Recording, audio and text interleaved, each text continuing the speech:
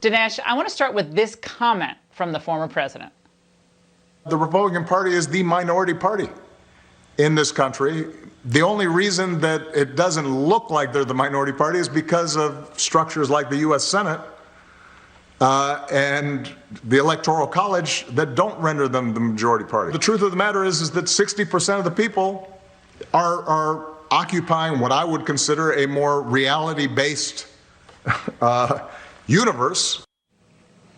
Dinesh, how condescending was he about that Senate, that structure known as the Senate and the Electoral College? It's just painful to listen to him.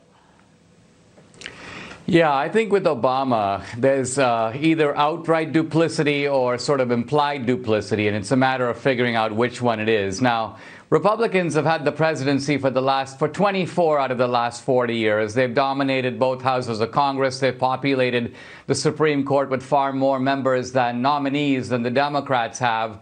So in the game of American politics, you'd have to say Republicans, by and large, have had the edge. Now, I guess what Obama is saying is that Democrats continue to enjoy a majority in the popular vote.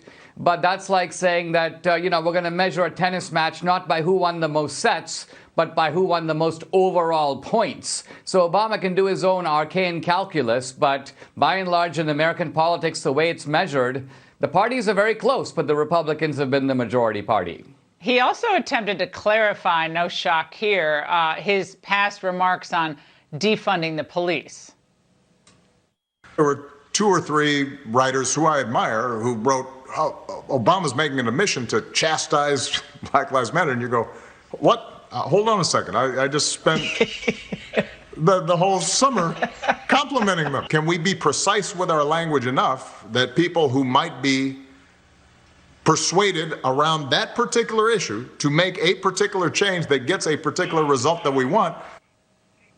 Love me, progressives, love me. He's shocked when everyone just doesn't throw roses at his feet, rose petals. Well, I think the essence of Obama's remarks here is not that defunding the police is a bad idea. In fact, he doesn't think it's a bad idea, but he thinks it's a bad idea to talk about it before the election. So this is that implied duplicity. Obama's basically saying it's bad marketing to tell people that you want to defund their cops. And that's really that's the meaning of what he's saying. He thinks it's essentially bad positioning. You might want to think about doing it after the election, but don't say it beforehand. And by the way, John Ossoff, who is inspired by the president, says he wants ICE agents now to start doing this. When federal agents arrive at one of these farms, it should be to make sure people are being paid the minimum wage. We should have gratitude for those who keep us fed. So, Dinesh, quick reaction. At a time when American workers are suffering terribly under COVID restrictions, job losses, small businesses being closed, not to mention a 40-year erosion of jobs in the United States, to be talking about minimum wage for illegals, I mean, this just shows where the Democratic Party's commitments are, not to American workers, but ultimately to trying to figure out a way to import more votes from outside the country.